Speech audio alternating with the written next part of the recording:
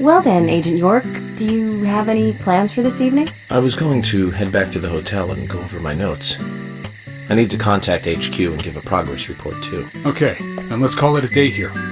Sounds good. Contact my office when you finish your report. We'll pick you up tomorrow morning. Diane, the owner of the art gallery, should be back soon. All right, then. Let's do that. Hold on, Agent York. We're going out to eat at Nick's Diner. Would you like to come with us? The diner? That might be nice. Thomas is a great cook, but Nick is the real deal. No visit to Greenvale is complete without eating at the A&G. A very appealing proposition. Zach, what do you think? We can always go back to the hotel after eating dinner, or go directly back to the hotel. You decide, Zach.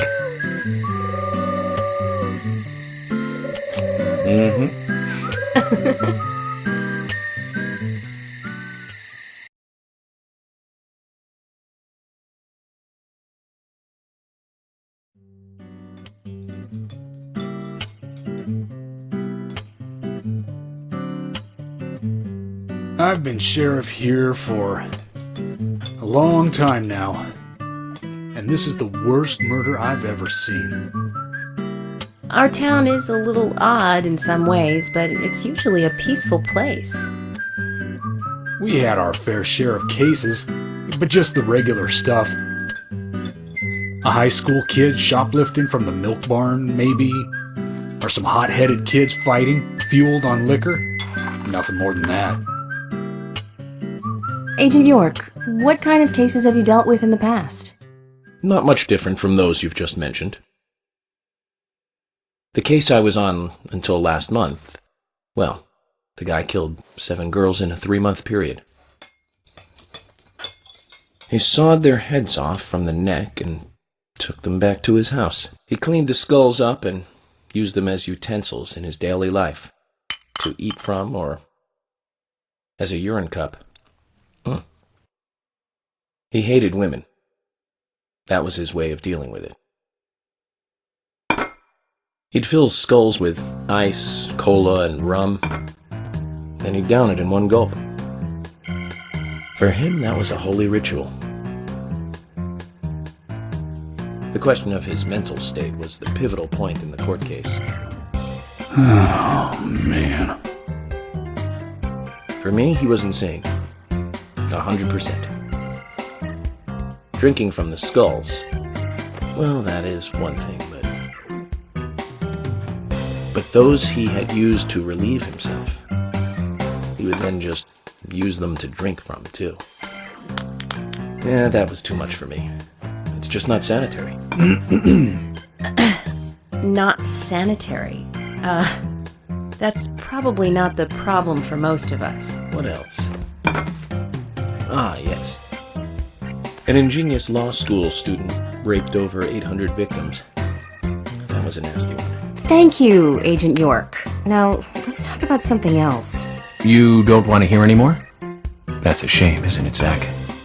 I was just about to get to the good part, too. Sounds like you live in a totally different world. I mean, you're like an elite agent who just jumped out from a movie or something. In your eyes, we must look like we're just playing cops and robbers. I give up. I can't compete with you. Don't say that, Emily. The cases you have solved are all full-fledged crimes. A crime is a crime. Size doesn't matter. There is no big and small. Crimes always have a criminal and a victim. No victim will ever welcome a crime, no matter what its size. So, fundamentally, there is no difference in size. Well said, Agent Morgan. We work day and night to preserve peace and order in this town. You understand that, right? Of course, but still, I don't view shoplifting and Anna's murder as the same level of crime. Me neither. I never even dreamt that such a thing could ever even happen in this town. I keep on expecting to see Anna here in this diner, waiting on tables.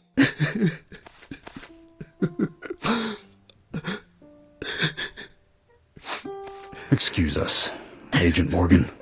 We should have made dinner a more uplifting experience. Let's call it a night. Okay. Good night, then.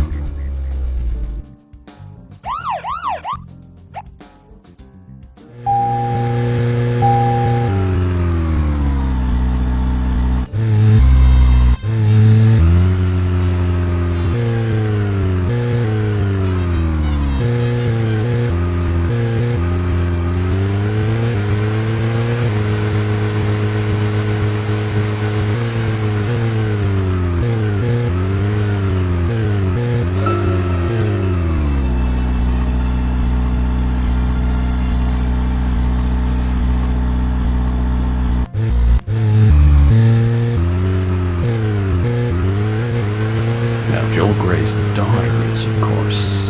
That's right, Jennifer Grey. You knew that, right, Zach? Jennifer Grey. She's in one of my most favorite movies, Ferris Bueller's Day Off, 1986, directed by John Hughes. That one was so 80s. Zach, you're not the most cheerful guy I know, but you really do like those cheerful movies. I used to love those teenage movies back then. Breakfast Club and Pretty in Pink, St. Elmo's Fire, and Fast Times at Ridgemont High. That last one was in 1982, directed by Amy Heckerling. Now that was an impressive film. You've got Sean Penn in the lead, with Jennifer Jason Leigh and Phoebe Cates. Not to mention Nicolas Cage and Forrest Whitaker were in it too. And the original book and the script were written by Cameron Crowe. How could that not be a great film? Do you remember, Zach? When that movie ended, the last words, the end, was from an arcade game. That's right, it was from Missile Command. It stuck in my head for a while. The memories. I feel like I have a lot of movies to catch up on. Let's just hope we can get to the end of this case soon. Then maybe we can catch up on a few. Give some thought about what movie you want to see next, Zach.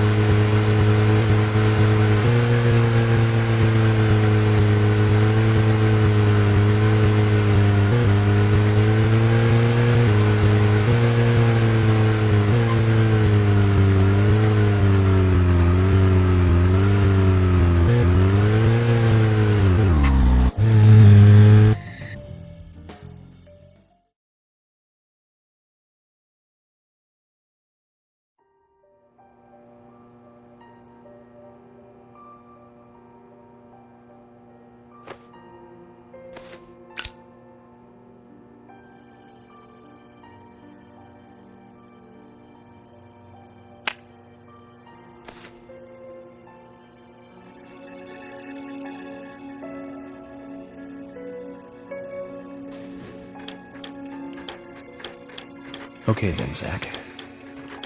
Let's go back over our progress. First, the victim, Anna's death. She was found hanging from a tree in the forest. She was cut open with a knife from her chest down to her stomach. That was the direct cause of death. The strangulation marks and skull fracture were caused after death.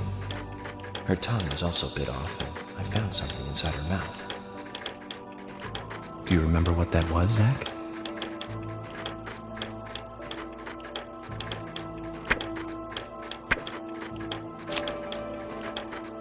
That's right. We found the same red seed in her mouth. According to Emily, it was raining when Anna was killed, but traces of tears were still evident on her face. Which means the perpetrator killed Anna under a roof in the lumber mill, and then carried her body into the woods after it stopped raining. We found numerous important pieces of evidence at the site of the crime. A total of 4 things. Knee prints in the grass, a wood chip with metal dust, a photo of a man with a tattoo on his back, and one other thing. Do you remember what that was, Zach?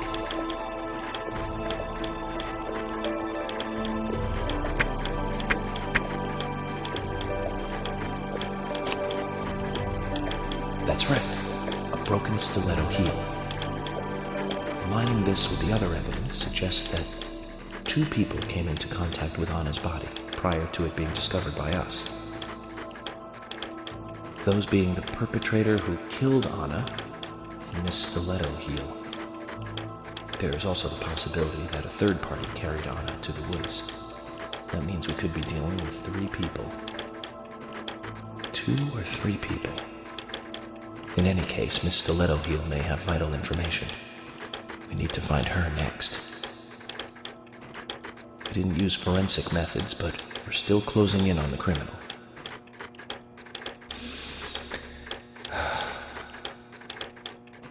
Have I forgotten anything? Ah, of course. The marks on her hand tell us that Anna was gripping something when she died. Do you remember that, Zach? What do you think she was holding on to?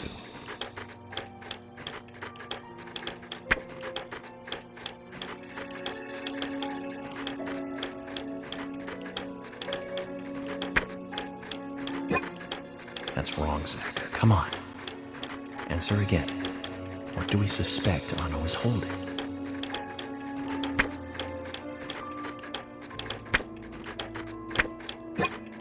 That's wrong, Zach. Come on.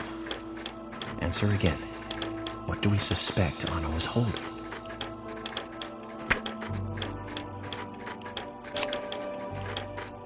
That's right. A round object. The marks on her hand suggest a peace mark. The man in the photo found in the woods had a tattoo of an upside-down peace mark on his back. These 2 could well be related. But we don't know for sure. Next, the townfolk. A few are worthy of special attention. Carol McLean, the singer and bar owner. She's Thomas's sister. Then there's Nick Cormack, the owner of the diner. Both of them seem to be hiding something. There's Diane, the owner of the art gallery, who's out of town. Then we have problematic, old, rich, and eccentric Harry. Both will be tough to crack. Well, we just have to go one by one. I've been thinking. One of the biggest rewards here is the fantastic food. Enjoying food is cultural, and yet it's also a bit uncivilized. It's interesting how good food motivates me to work harder during investigations. Oh, and on Emily's back, it was strange to me. Hey, don't take that the wrong way, Zach. I wasn't getting all excited or anything. But it did make me feel strange, nostalgic, and sad almost.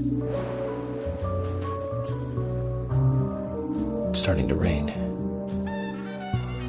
think this case may take a while. Ellie! Lunchtime, Ellie! I'll eat later. You'll eat right now, young lady. You need to listen to your mother. I want to hear the rest of the story. Eat your lunch, then take a nap. Then I'll tell you the rest. But I want to hear it now. There's no need to rush things. You must live your life at the pace that is right for you.